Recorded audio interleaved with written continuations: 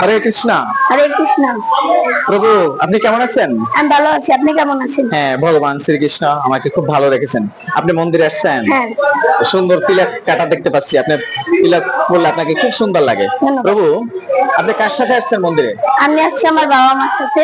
তাই? হ্যাঁ। আপনি কি প্রতিদিন মন্দিরে আসেন? প্রতিদিন বলতে আমার বাবা মা যে সময় সুযোগ পায় সেই সময় আসা উচিত। আর আমার মতো যারা সনাতন ধর্মাবলম্বী যে সন্তানরা, বাবা মায়েদের উচিত যখন শুক্রবার বা যে সময় সময় পায় তাদের মন্দিরে নিয়ে আসা উচিত, যাতে হরে কৃষ্ণ। এখান থেকে তারা জ্ঞান লাভ করতে পারবে, ধর্ম সম্পর্কে জানতে পারবে। হরে কৃষ্ণ।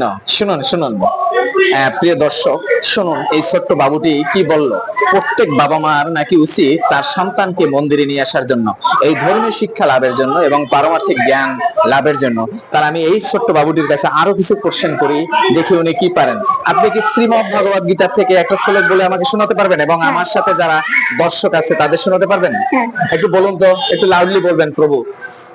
ওম তৎসৎ ওম তৎসৎ ওম তৎসৎ। শ্রীমদ্ ভগবত গীতা জয়, শ্রীমদ্ ভগবত গীতা জয়। প্রথম অধ্যায়। সঞ্জয় উবাচ দৃষ্টা তু পাণ্ডবানিকম বুরম দুর্যোধনাস্তদা আচার্য উপসঙ্গম রাজা বচনম ব্রবীত। হরে কৃষ্ণ।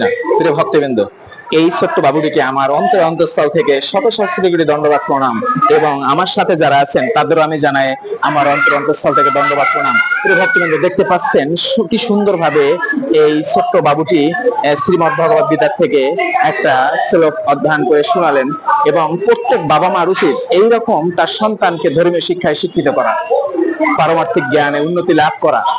তাহলে আপনি সেই সত্যিকার অর্থে পিতা মাতা।